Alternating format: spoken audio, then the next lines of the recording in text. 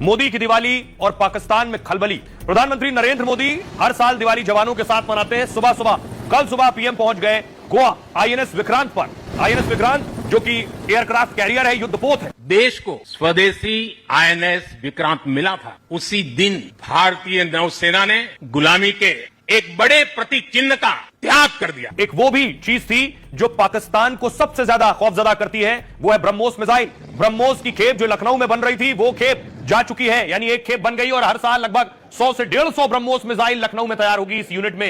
अब पीएम मोदी कह रहे हैं ब्रह्मोस का नाम लेते ही बहुत से देशों को चिंता हो जाती। अब देखिए, लखनऊ में भारत की पहली फुल स्केल असेंबली यूनिट तैयार हो रही ब्रह्मोस की, जहां घातक ब्रह्मोस मिसाइल की असेंबलिंग की जाती है। इसमें सालाना 80 से 100 मिसाइलों का उत्पादन होगा, जिसे आगे बढ़ाकर 150 मिसाइल करने का प्लान है, जिससे भारत की जरूरत पूरी करने के साथ निर्यात भी होगा।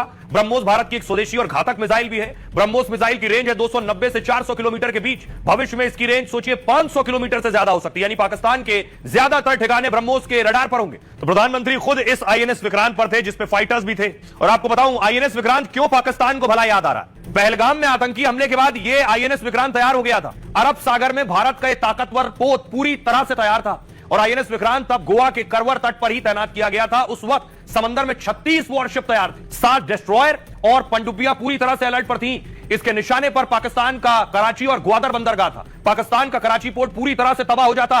कराची एयरपोर्ट पाकिस्तान की दरअसल लाइफलाइन है, जिंदगी। पाक का सबसे बड़ा और व्यस्तम हवाई अड्डा भी है। कराची पाकिस्तान की आर्थिक राजधानी भी है। यहां पर हमले से पाकिस्तान पूरी तरह तबाह हो जाता। नौसेना को सिर्फ एक आदेश का इंतजार था। पाकिस्तान इसकी तैनाती भर से टेंशन में था कि आईएनएस विक्रांत कहां है। पाक के पास इसका मुकाबला करने के लिए कोई कैरियर नहीं है। पाक अर्थव्यवस्था के साथ सैन्य रणनीति को गंभीर झटका लग सकता था अगर यह आईएनएस विक्रांत अटैक कर देता पाकिस्तान के कराची पर। आइए आपको बताऊं, प्रधानमंत्री नरेंद्र मोदी आईएनएस विक्रांत पर जाने के पीछे दुश्मनों को एक संदेश भी था कि यह हमारा जो हथियार था, जिसका हमने अभी इस्तेमाल नहीं किया है, वो आप तबाह और नेस्तनाबूद बर्बाद कर सकता है। आईएनएस विक्रांत।